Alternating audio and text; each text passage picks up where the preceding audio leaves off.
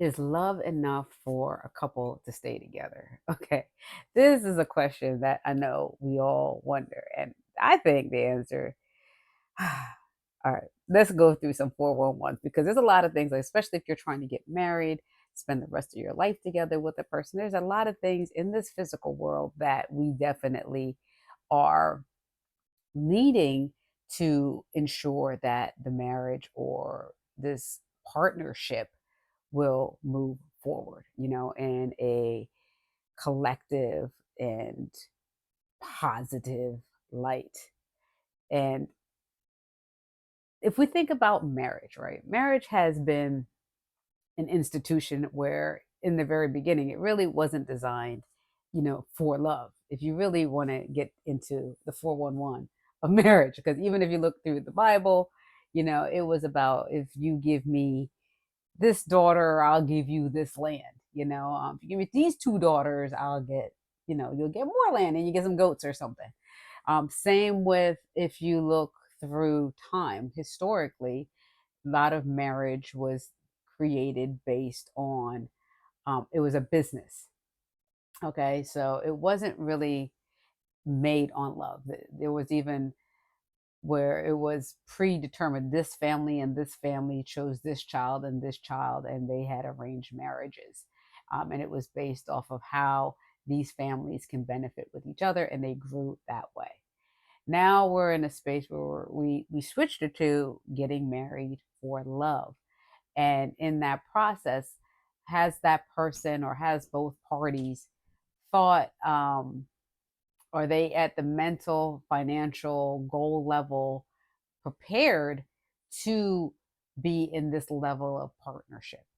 Now, in the past, these marriages were, especially the ones that were prearranged, the parents both understood what was needed to make a marriage work. They realized that for them to have generational wealth, for them to be able to sustain, this family, this living, they needed to have, uh, these foundations.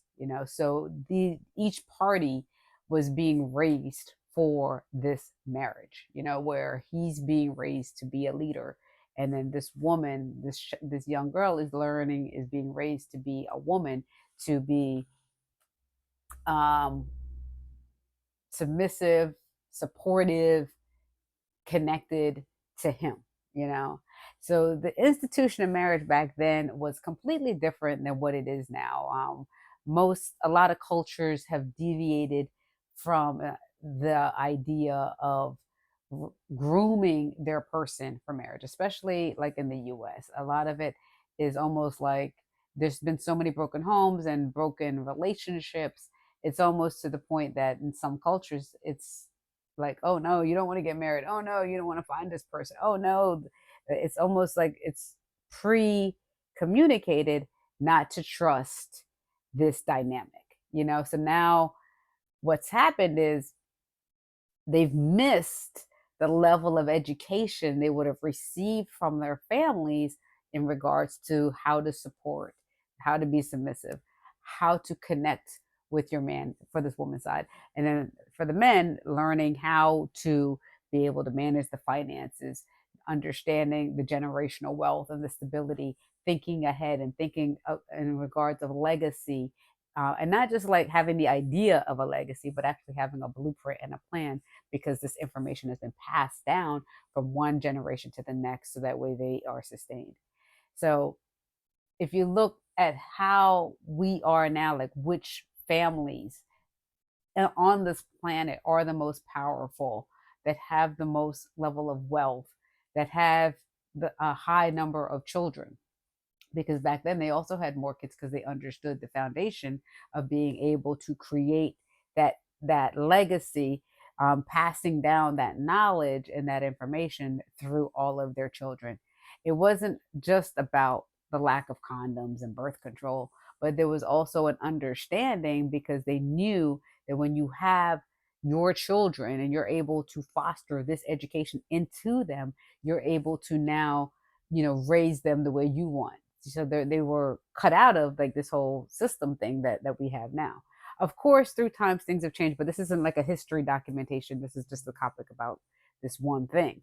So, about why is love enough, you know? And to function in humanity and to function in this physical world as a spiritual being, um, as a spiritual person, you might say, yes, it's enough. That's all we need is love. Da, da, da, da. Oh, so, but do we only need love? Love is that strong foundation. It is the strongest. It's the strongest universal force. And if you can be able to have that level of condition of love broken from you, then yeah, you're able to communicate and do all the things because you're not emotionally triggered by things. Okay. But before we digress and jump right into that, let's go back into these foundational things because back then they also had both parents, so the child wasn't going through this level of abandonment where they were growing up more emotionally available. Were they perfect? No, because if you watch and you read about some of the things that has happened, and knowing that the epigenetics of the DNA holds 6 generations of trauma, and you had, queens chopping people's heads off and other dramatic wars and mutilations going on, then they had trauma too. But the thing here is like when we, for the most part, these families that were able to pass these traditions down, these children mainly had they had the parents there. They also had a community and they had all these things fostering this level of support. So that way, for the most part, these kids, they didn't grow up perfect. There was no such thing as perfect, but they grew up different than where we are growing in now in present day. Present day, there's a lot. A mom from many countries, they don't get a lot of maternity leave, so they immediately going back into the workforce, and same with the father. And so now that child at a very early age where it's learning to connect and really grow that connection with the mother and father, it's going away. So now we have adults that are trying to get married, and while they're trying to get married, they're coming in with all of these separation and attachment styles. And as they're coming in with all these attachment styles, they are completely unprepared to be able to give love. So now is love enough? No, because on top of the fact that we have broken families, all of the tradition and the knowledge and the information that would have been passed down in regards to finances, dealing with your spouse, being supportive, being a leader, having a legacy has now been disintegrated. That doesn't even exist. They might have heard of some things in some communities. In other communities, they're just trying to figure out how to survive. So the idea of is love enough? No, because they in their areas they barely understand fully how to love themselves, much less love another being, much less have all the knowledge and the information that they need to get to the next level. For them to be able to lead a family or for them to communicate together and work in a partnership, for them to be that so-called power couple. Because if both parties aren't able to heal through things, then how on earth can they be able to work together as a healed unit to be able to move forward in a dynamic relationship? They're not, which is why divorce is as high as it is right now. So the answer is no. Now, when people get married, they have to have those conversations. They have to talk about finances. They have to see how well they can communicate about if they want children, how they're going to raise their children, how they'll discipline their child, what's going on in society, what do they want to teach this being, how they'll communicate about money. Do they have the same goals? Does one have a small house, or does the other one want a big house? Or maybe they want multiple houses. Education and being able to feel safe and secure to be able to communicate this with their person. All of these things are now things on the table because these other foundational things have been lost. They don't exist the way to the strength that they do now. But what's emerging in the last few years, especially since COVID, especially since 2020, is the rise in awareness of mental health and how things are truly impacting people. And then these young kids that are coming in, they're coming in completely different as spiritual beings, which I'll do another video on that. But as spiritual beings, they're coming in different, because they're here to help through the ascension process. They're here to help enlighten humanity. They're here with different agendas versus us. Like, I'm Gen X. Okay. So Gen X, we came in here disruptive. We came here, boom, we breaking things different than what our parents did. Like us Gen Xers, a lot of us didn't even know, like our parents, when they were going through menopause and things like that. When it hit us, we were like, what's this? Hormones, hair, everything's like going. And I think if we didn't have the transitions that we've had, where the evolution, the evolvement of women being in medicine and knowing our bodies and being in there to help change things. Because years ago, there was not a menopausal test, there wasn't this test or that test. But because we are a part of creation now, we're able to disrupt what has happened before,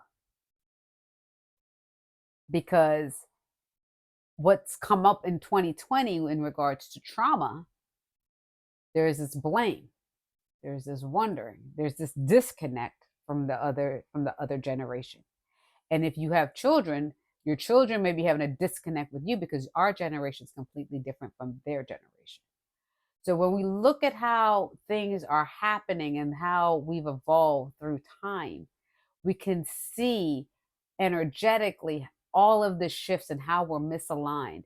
And with 2020 waking everybody up like this in regards to mental health, this shift is allowing people to deal with those separation anxieties, the attachment styles, the things that they got that were broken from us, that was most likely given in those other things, the community, the support, the mother, the two-parent homes.